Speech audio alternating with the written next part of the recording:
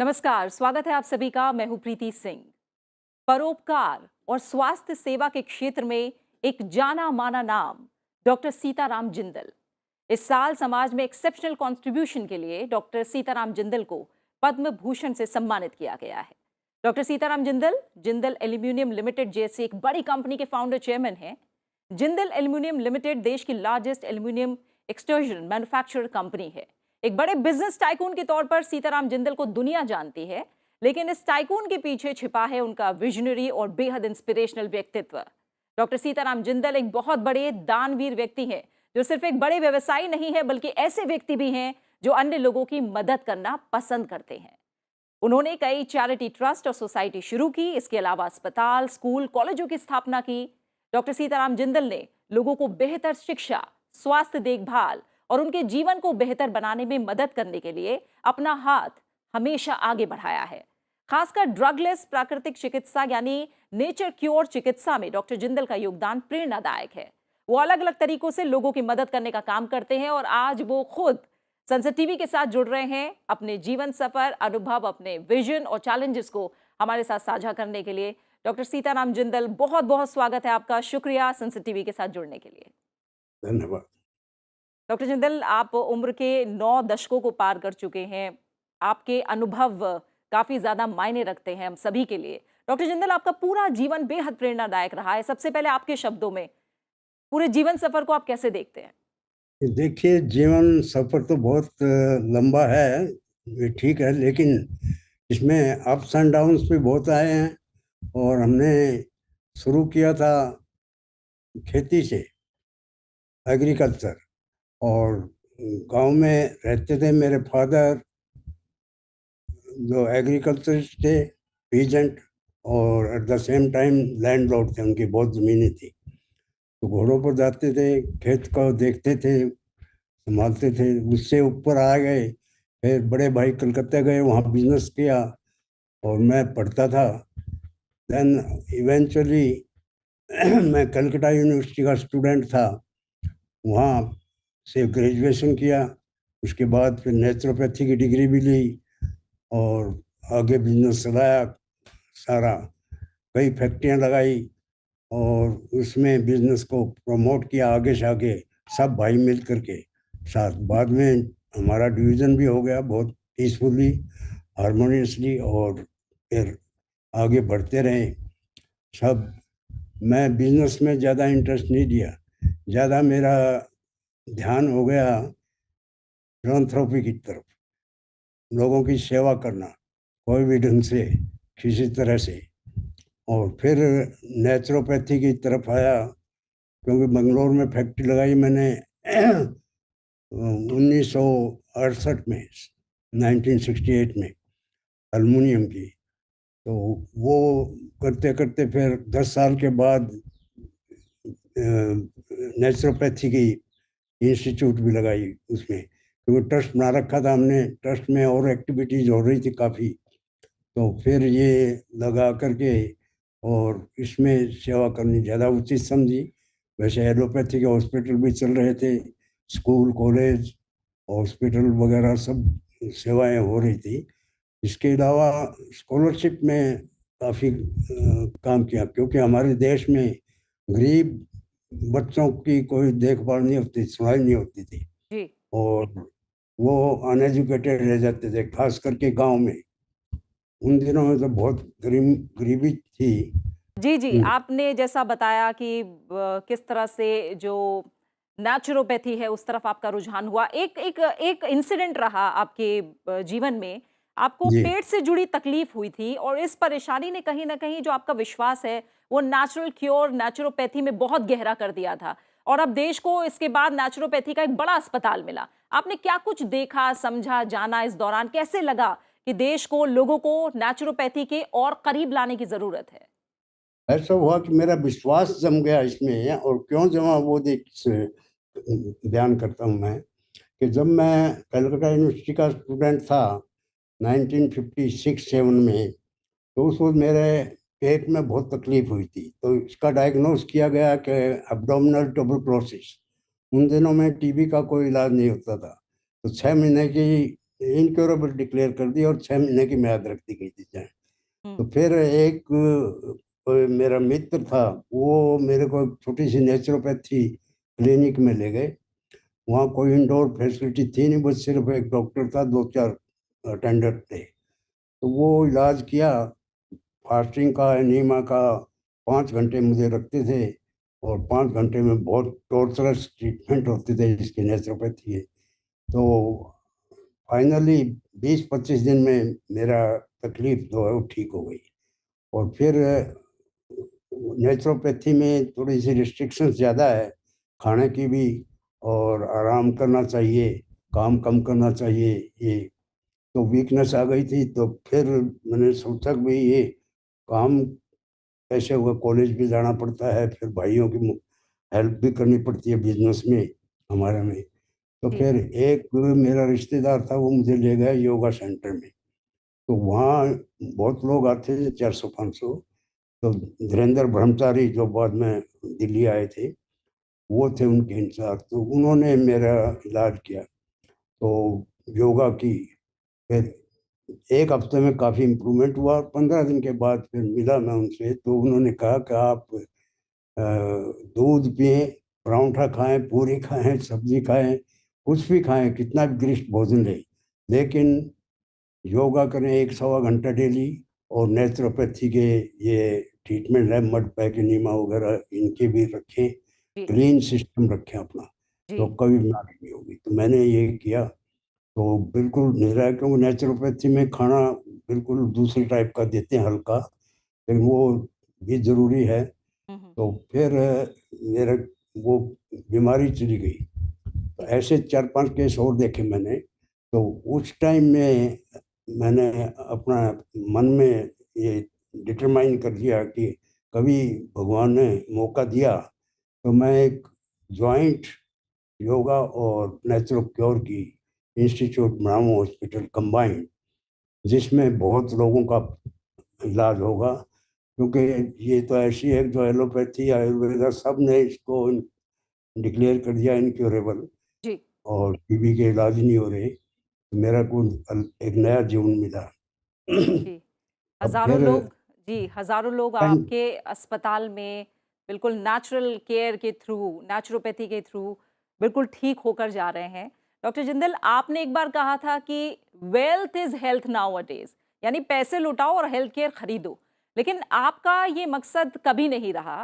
बिना ड्रग्स, बिना दवाइयों के लोगों को मुफ्त प्राकृतिक चिकित्सा देना आपका मकसद रहा, और इसमें हमने कामयाबी भी देखी है। आपने अपने जीवन के पूरे सफर में जो स्वास्थ्य से जुड़ी समस्याएं हैं, दिक्कत हैं, उसके लिए काफी इनोवेशंस और थेरेपीज पर भी काम किया है, बड़ा योगदान दिया है। और कहीं ना कहीं हम नेचुरोपैथी की जब बात करते हैं तो ये आयुर्वेदिक मेडिसिन से कहीं ना कहीं काफी ज्यादा मिलती जुलती है। कितना समृद्ध है भारत नेचर और नेचर से जुड़ी थेरेपीज के मामले में। रिसर्च बहुत की है मैंने, 12 साल, और जी। 12 साल रिसर्च करके इसमें काफ़ी मिला है नेचर से, प्राकृतिक। तो बहुत ट्रीटमेंट जो है उनमें सुधार किया है। सबसे बड़ी एक प्राप्ति हुई है, इनोवेशन हुआ है, वो है डिटॉक्सिफिकेशन। ये एक वर्ड ऐसा है जो कागजों में ही देखा जाता था, लेकिन प्रैक्टिकल रूप में इसको नहीं लाया गया। ये है सारे अंदर की सफाई, जो सिस्टम्स है हमारे अंदर, डाइजेस्टिव सिस्टम है, एलिमिनेशन सिस्टम है, और कई किस्म की बीमारियां हैं, कोलन है। तो इनको सबको सफाई कर दी जाए तो 60-70% तो बीमारी वैसे ठीक हो जाती है। फिर स्पेसिफिक बीमारी को लेकर के उसका इलाज किया जाता है। तो सारी बीमारियां जो है तकरीबन ठीक होती है। वो बात दूसरी, कुछ एक बीमारियां है जैसे कैंसर है, किडनी का है, वो नहीं कर सकते, कि वो लिमिटेशन तो हर एक प्रोसेस की होती है। जहाँ तक आयुर्वेद का सवाल है, ये आयुर्वेद से भी हमारा नेचुरोपैथी सहयोग नहीं कर रहे हैं। हम नहीं करते क्योंकि नहीं मानते हैं, वो भी दवाई देते हैं।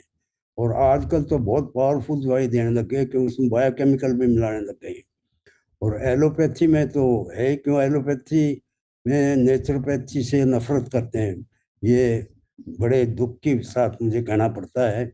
और शुरू में जब की थी नेचुरोपैथी की क्लिनिक यहाँ 78 में, तो सिर्फ 50 बेड से की थी, तो भी बहुत कम आते थे, कोई आता नहीं था। उन लोगों को घृणा थी नेचुरोपैथी के, मिट्टी और पानी से करते हैं, टॉर्चर करते हैं, खाने को नहीं देते हैं, फास्टिंग और नीम और ये वो तो बहुत कम। और बीच में योगा वाले नेचुरोपैथी के डॉक्टर आपस में झगड़ते थे। वो कहते थे हम खाने को देते हैं, वो कहते हैं नहीं खाना बंद है, खाना देना नहीं चाहिए। तो मेरे लिए बहुत प्रॉब्लम हो गया था, उनको मीटिंग भी की थी लेकिन नहीं माने। कुछ नेचुरोपैथ चले गए, योगा वाले फिर भी ठीक थे, उनके ईगो थी काफ़ी भयंकर। तो फिर मैं वाइट कोट पहन करके जाना शुरू किया। डिग्री तो मैंने ले रखी थी नेचुरोपैथी की, लेकिन प्रैक्टिस नहीं करता था। तो 10-15 दिन तक गया तो फिर वो वापस भी आ गए और भी मिलने लग गए। तो फिर ये दोनों उस वक्त मैंने रखा था नाम कि naturopathy and yoga are like two wheels of a cart. दोनों का कंबाइंड चलता है, एक के बगैर दूसरा काम नहीं करता है। और इसमें आयुर्वेदा में दवाई ठोकते हैं काफ़ी किस्म की, लेकिन परहेज वो थोड़ा बताते हैं। हम तो नेचुरोपैथी में बहुत परहेज बताते हैं। वी ट्रीट द सिम्टम्स, जी whereas allopath and Ayurveda में है they treat the symptoms, we treat the causes. हम रूट कॉज तक जाते हैं नेचुरोपैथी में, जी बीमारी का कारण क्या है, और वो सिर्फ देख करके क्या बीमारी है वो उसके मुताबिक देखते हैं। परहेज कोई बताते नहीं। खाने का परहेज बताना एक वो बिलो देयर स्टेटस मानते हैं, हम परहेज बहुत बताते हैं। तो बहुत ज़्यादा फर्क है एलोपैथी में और नेचुरोपैथी में। जी जी आयुर्वेदा ठीक ठीक है, वो भी अच्छी है, लेकिन प्योर रखे तो हम कोई किसी किस्म की हर्बल या एलोपैथी की मेडिसिन नहीं देते किसी जी, किस्म जी। की। और इसीलिए वो कहा भी देने जाता है से कि डॉक्टर जिंदल की प्राकृतिक चिकित्सा को भी लेकर, चाहे वो आयुर्वेद की बात हो, नेचुरोपैथी की बात हो, बार-बार यही कहते हैं अच्छे जो विशेषज्ञ हैं कि जो अच्छे स्वास्थ्य विशेषज्ञ हैं हमेशा उन्हीं की सलाह लें। और आजकल तो सोशल मीडिया का ज़माना है, फ्री की सलाह भी काफ़ी मिल रही है, क्या सही है, क्या गलत है, कितना सही है, किस समय पर लेना है, बहुत सारी चीज़ें हैं जिनको ध्यान में रखना है। तो ऐसी चीज़ों का भी ध्यान रखना ज़रूरी होगा। डॉक्टर जिंदल, मैं थोड़ा-सा समझना चाहूँगी, जैसे आपकी प्रतिबद्धता हम जानते ही हैं, प्राकृतिक चिकित्सा को लेकर हम सब ने देखी है। दुनिया का विश्वास आज नेचुरोपैथी पर बढ़ रहा है। ख़ासकर हम जान रहे हैं कि जो एलोपैथी दवाइयाँ हैं, एलोपैथी अस्पताल हैं, उन पर भी बोझ आज काफ़ी ज़्यादा है पूरी दुनिया में ही, भारत सहित पूरी दुनिया में। ऐसे में आपको लग रहा है कि प्राकृतिक चिकित्सा, नेचुरोपैथी इस बोझ को कम कर सकती है? बहुत कुछ कर सकती है। अगर मैं चैलेंज से कहता हूँ, हर डिस्ट्रिक्ट में, इंडिया के अंदर 700 डिस्ट्रिक्ट है, एक एक नेचुरोपैथी का सेंटर कर दिया जाए बड़ा रूप में, जिसमें जिस कैंपेन का भी होना चाहिए प्रोग्राम। तो आई अश्योर कि most of the medical this hospitals which are over crowded today will be half empty, हुँ, हुँ। आधे खाली हो जाएंगे। इतना बीमारी आएगी नहीं। अब देखिए आप, 100 साल पहले कहाँ हॉस्पिटल होते थे। मेरे याद में 80 years अगो, मैं हिसार डिस्ट्रिक्ट से बिलोंग करता हूँ। हिसार डिस्ट्रिक्ट में सिर्फ एक सिविल हॉस्पिटल होता था जी, हिसार में, कोई और गांव में और में। आज तो सैकड़ों हॉस्पिटल है और ऑल आर ओवर क्राउडेड, और डॉक्टरों की दवाइयों की इतनी कमी नहीं है, भीड़ है। तो फिर भी बीमारियां बढ़ती जा रही है, क्योंकि नेचुरोपैथी बीमारियों को निकालती है, दवाइयों का इफेक्ट जो है बिल्कुल साफ कर देती है। इसीलिए इसको डिटॉक्सिफिकेशन प्रोसेस कहा गया है। और सारे सबका ये हो रहा है, दुनिया से सब जगह से हमारे पास नेचुरोपैथी में आते हैं और सब दुखी हुए हुए हैं। और अब आज के दिन जो स्थिति है वो इतनी गहरी है कि बता नहीं सकते। इतनी भीड़ रहती है, इतने 6 महीने तक का एडमिशन नहीं हो। दो वी हैव 500 बेड हॉस्पिटल, उसमें 500 की कैपेसिटी है, फिर भी बहुत डिमांड रहती है। और भी बहुत आए हैं हॉस्पिटल, लेकिन अनफॉर्चुनेटली पैसा कमाने के लिए नियत रहती है सभी की। और इसमें नेचर क्योर को पॉपुलर करने के लिए चैरिटी की जरूरत है, पैसा लगाना पड़ता है अपनी तरफ से। There has to be deficit, no question of surplus. तो अगर हम पैसा कमाने की कोशिश करेंगे then it becomes health resort, और रिजॉर्ट में तो ठीक है, पैसा कमाया जाता है, लेकिन वो इलाज नहीं होता। उसमें कहे जाते हैं गेस्ट, पेशेंट को हम पेशेंट कहते हैं इसमें। तो गेस्ट को तो नाराज कर नहीं सकते। अब नेचुरोपैथी में तो नाराज भी करना होता है, थोड़ा तकलीफ भी होती है। हम तो ये कहते हैं टॉर्चर करते हैं। जी तो टॉर्चर अगर होता है तो फिर लोग बार बार क्यों आए, इतने उसकी डिमांड क्यों होगी। फिर भी गर्म सोना बाथ, स्टीम बाथ में बैठते हैं, पसीना आता है, और फिर इमीडिएटली चिल्ड वाटर के नीचे डालना पड़ता है उसको। एकदम वो मारता, चिल्ली मारता है, लेकिन वो जरूरी है। टॉर्चर जी तो थोड़ा सा समझो होता है ये तकलीफ तो, लेकिन फिर अपनी मर्जी से आते हैं, बार बार आते हैं, और जी उसको बहुत लाइक करते हैं सभी कोई। तो जी ऐसे ऐसे इलाज है। मड पैक है। अब मड पैक को एलोपैथी वाले कहते हैं तो बड़ा इन्फेक्शन हो जाएगा, ये तो बहुत गंदी चीज है, ये लगाना शरीर के ऊपर। और अब लाखों को दिया है, आज तक एक इन्फेक्शन नहीं हुआ। तो और सब ठीक होकर गए हैं। जी जी डॉक्टर नेचुरोपैथी जिंदल। का एक कॉलेज भी शुरू करना था, जी लेकिन उसमें मदद चाहिए थी एलोपैथी की, ऑन्कोलॉजिस्ट।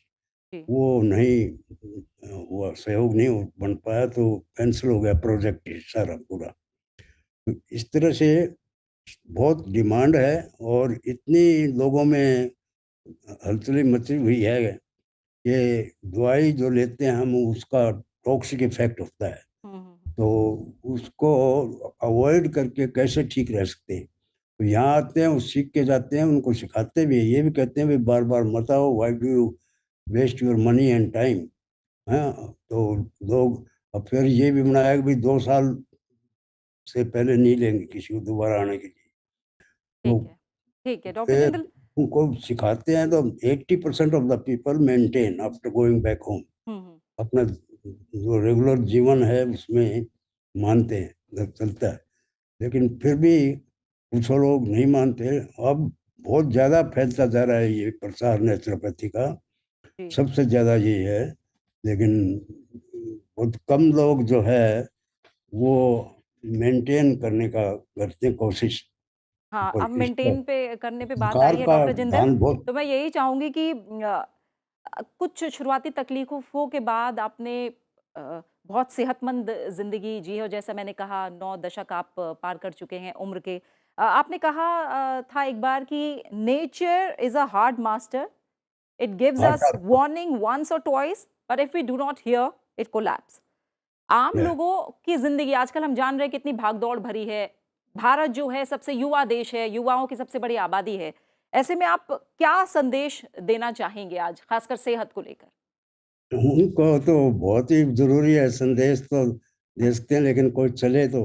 यानी जो खान पान है आज का, खासकर युवा का, वो बहुत मिजरेबल है। उसमें देखिए, ये पिज़्ज़ा, बर्गर, और क्या क्या खाते हैं चीज़, और बाजार की चीज़ बनी हुई है जिसमें केमिकल डालते हैं और स्वाद बनाने के लिए। और भी एक लफ्ज़ मैं भूल गया, वो डालते हैं इसमें। उससे बड़ा नुकसान होता है, कैंसर भी हो जाती है। तो जी, युवा युवा को तो चाहिए कि खान पान का परहेज रखे, और एक्सरसाइज ज़्यादा करे, पानी पिए ज़्यादा, और तली हुई चीज़ें जहाँ तक हो सके अवॉइड करे। तेल, घी ये भी कम खाना चाहिए, क्योंकि ये नहीं कि कम खाने से आदमी की कमज़ोरी होती है। ज़्यादा खाने से और उसमें शक्ति आती है और स्ट्रेंथ बढ़ती है, ये नहीं है। नेचुरोपैथी में उसके मुताबिक खाएं अगर, अच्छी तरह च्यू करके, तो जो भी जितना खाते हैं उसका रस बनता है। ये है कि कितना डाइजेस्ट होता है, उसकी वैल्यू है, न कि रिच खाना। अब दूध पी लिया, बहुत ज़्यादा घी खा लिया, सारा क्या भी कुछ खाएं करें कितना, लेकिन उसका इतना इम्पोर्टेंस नहीं है। इम्पोर्टेंस है कि हाजम कितना हुआ, ऑब्जर्व कितना हुआ, और कितना हमारा सिस्टम जो है वो टेकअप करता है। जी, बीमारियां रहती है और खाते रहते हैं, और ज़्यादा खा लिया, कभी हलवा खा लिया, कभी कुछ बनवा लिया, वो उनसे बीमारियां बढ़ती है। जी, और वरना पहले ज़माने में बीमारियां थी। ये ठीक है कि अभी साइंस के मुताबिक एलोपैथी के काफ़ी रिसर्च से निकला है, तो उम्र थोड़ी बड़ी है, 10 साल की, 12 साल की। पहले 70-80 में चले जाते हैं, अब 90-100 तक भी रह जाते हैं लोग। तो लेकिन उस वक्त का देखिए क्या तकलीफ थी। हाइजीनिक कंडीशन नहीं थी, और तो और पोर्टेबल वाटर नहीं होता था। सारा जमीन से निकलता था, या पॉन्ड्स वगैरह गांव में होते जी। थे, तालाब होते थे, उनका गंदा पानी होता था। और बाथरूम वगैरह नहीं होते थे, कहीं बाहर जाना पड़ता था। तो इस तरह की तकलीफ जो है वो होती थी पहले। वरना तो जीवन जो पहले इतना अच्छा था वो आज नहीं। मैं साइंस की बदनामी नहीं करता हूँ, जी। I don't criticise the science, लेकिन साइंस ने अच्छे काम भी बहुत किए हैं, तो साथ साथ में हमारे पल्ले काफ़ी आफत भी डाल दी है। जी, ये प्रिजर्वेटिव्स का बहुत बड़ी मात्रा में इस्तेमाल बाहर की खाने-पीने की चीज़ों में, और ये भी काफ़ी बड़ी आवाज़ चिंता नहीं का आ रही। विषय है। जी, डॉक्टर जिंदल, एक और एस्पेक्ट पर अगर बात करें तो देश में बेहतर एजुकेशन, शिक्षा को लेकर आपका मिशन और विजन काफ़ी बड़ा है। आपने अपने ट्रस्ट, संस्थाओं, कॉलेज और स्कूल के ज़रिए हज़ारों ज़रूरतमंद बच्चों को बेहतर शिक्षा मिल सके, इसके लिए लगातार कोशिशें की हैं। आज देश में एजुकेशन सिस्टम को लेकर लगातार उसको बेहतर बनाने को लेकर काम हो रहा है। हमारे पास न्यू एजुकेशन पॉलिसी भी है, स्किल सेंट्रिक एजुकेशन सिस्टम की तरफ हम बढ़ रहे हैं। कैसे देखते हैं आप इन कोशिशों को? हाँ, ये न्यू एजुकेशन पॉलिसी जो बनी है अभी रिसेंटली 4-5 साल पहले, वो बहुत अच्छी बनी है। उसके बाद हमने एक यूनिवर्सिटी भी बनाई है, चाणक्य यूनिवर्सिटी। उसको देखते हुए पॉलिसी के बाद डिसाइड किया। पहले थी मन में, लेकिन उसमें कुछ रिस्ट्रिक्शंस, कुछ क्या काफ़ी रिस्ट्रिक्शंस है पहले। अभी है कि जो मर्जी हम कर सकते हैं, उसमें शिक्षा दे सकते हैं। तो प्राचीन जो हमारी सभ्यता थी, और प्राचीन जो शिक्षा थी, वो गायब होती जा रही थी। उसको ले रहे हैं उसके अंदर यूनिवर्सिटी में, और इतनी डिमांड हो गई है उसमें बहुत ज़्यादा। वो नेचर से कनेक्टेड है एक किस्म से। हमारी प्राचीन सारी जो सभ्यता रही है उसके ऊपर। और स्टूडेंट्स को जो गरीब है उनको डोने वो देते हैं scholarship. About 10,000 students remain on roll all the time around the year. तो उनको जो गरीब होते हैं उन एक फॉर्मेट बना रखा है, वो फॉर्मेट में भर के भेजते हैं। वो उस पर फॉर्मा को फिर चेक कराते हैं, वेरीफाई कराते हैं, फटाफट सारा काम होता है। स्टाफ रखा हुआ है काफ़ी, तो उसको सारा निकलता है। तो उनकी जहाँ तक भी पढ़ना चाहे, वो मेडिकल में जाए, आगे नीचे 10th क्लास से शुरू है। जी। कई वो नीचे क्लास में भी देते हैं। तो फिर जी। इसी तरह कॉलेज है, क्योंकि एजुकेशन बहुत ज़रूरी है देश के अंदर होना। वो होने से कोई भी गलत काम नहीं होगा जल्दी से, जी, और बिल्कुल। सोच समझ करके ही करते हैं उनके। बिल्कुल। हमारे अंदर अशिक्षा बहुत है देश के अंदर। अभी बढ़ती जा रही है, 60% से ज़्यादा थोड़ी हो रही है एजुकेशन में पॉपुलेशन की। पहले तो बहुत 20-25% थी, वो भी बिल्कुल नीचे क्लास में। बिल्कुल। डॉक्टर जिंदल, जब बढ़ता शिक्षा जा की रहा है बात हो वो। या स्वास्थ्य की बात हो, हम जानते हैं कि समाज के हर तबके का सहयोग भी ज़रूरी है। आप कॉर्पोरेट सोशल रिस्पॉन्सिबिलिटी के पुरज़ोर समर्थक रहे हैं। जब हम एक डेवलप्ड कंट्री के विज़न को जल्द से जल्द पूरा करने की बात करते हैं, तो जो इंडस्ट्रियलिस्ट हैं, तमाम उद्योगपति हैं, उनका रोल कितना अहम हो जाता है? देखिए, इसमें मेरा थोड़ा सा विरोध है। कुछ उद्योगपति मेरे से नाराज भी है, इसीलिए कि ये सीएसआर जो बना था 10 साल 8 साल पहले, उसमें मेरा ही उसमें काम था, थोड़ा सा किया था, भगवान की दया रही। तो 15 साल तक मैं लड़ता रहा गवर्नमेंट के साथ। 4 गवर्नमेंट चेंज हुई थी, प्राइम मिनिस्टर चेंज हुए थे।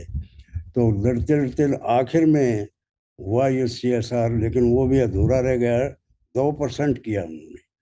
फिर मैंने कहा भाई 5% तो कम से कम करना चाहिए, क्योंकि नेट ये अपने इंडस्ट्रियलिस्ट है, बिजनेसमैन है, they are selfish by nature including my self.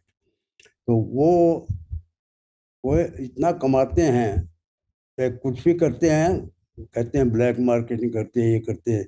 पहले करते थे ज़्यादा, अब कम हो गया। लेकिन करो ना करो, वो उससे कोई लेना देना नहीं। लेकिन उनको ये समझना चाहिए हमारा देश गरीब है, तो इसके अंदर भी एक पार्ट हम अदा करें। तो और we spend crores of rupees in vulgar display of our wealth. हम बजाय उसके बाहर ज्यादा करके शादियां करते हैं, करोड़ों रुपया लगाते हैं और व्यर्थ में वो करते हैं। बीमारियां आती हैं, फौरन जाकर के इलाज कराते हैं। सिर में दर्द हो गया तो फौरन जाकर इलाज करते हैं।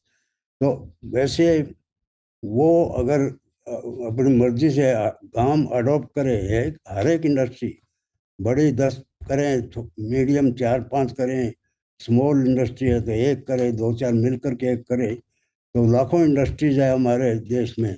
6 लाख विलेजेस है, गांव है, तो गांव के अंदर मिजरी ज़्यादा होती है।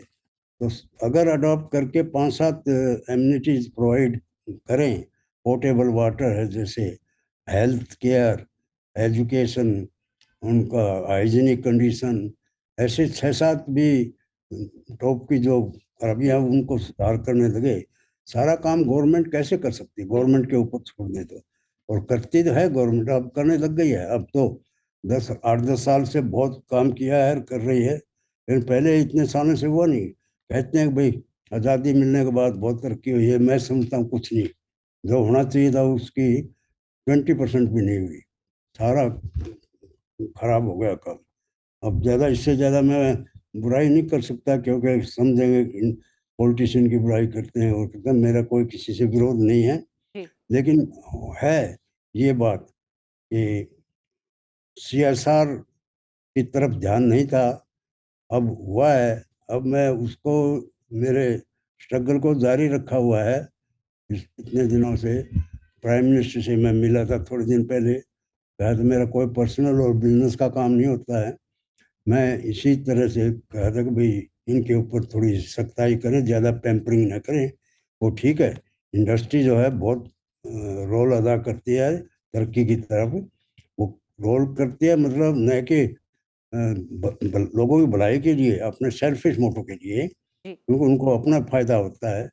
जैसे हम इंडस्ट्रियलिस्ट हैं, तो कितना रेवेन्यू देते हैं गवर्नमेंट को, जनरेट करते हैं, कितना एम्प्लॉयमेंट देता है करोड़ों लोगों को। नहीं तो क्या हो जाए, इंडस्ट्री ना हो तो, एम्प्लॉयमेंट ना हो तो। एक्सपोर्ट करके रेवेन्यू, फॉरेन एक्सचेंज अर्न करते हैं, लिविंग स्टैंडर्ड को ऊपर उठाते हैं, और कितना काम अच्छा अच्छा होता है इंडस्ट्री से। लेकिन वो इंडस्ट्रीज को जान करके भलाई नहीं करते, वो अपना इंटरेस्ट। अभी ऐसे भी है जो लेबर को, वर्कर को, उनको अपना हक भी नहीं देते।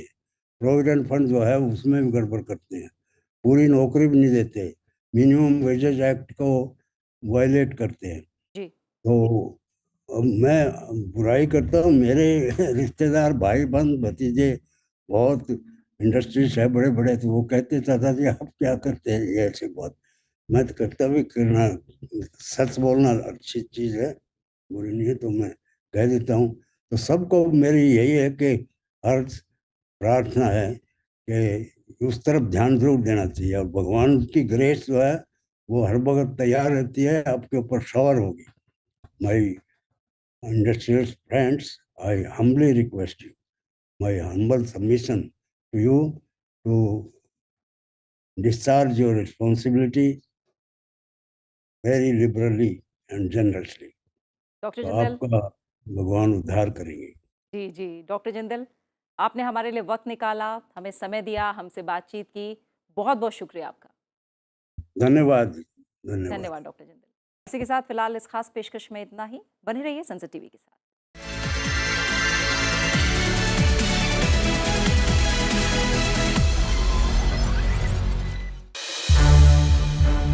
संसद टीवी के और भी प्रोग्राम्स देखने के लिए सब्सक्राइब करें हमारा YouTube चैनल और हाँ, इन्हें लाइक और शेयर करना ना भूलें।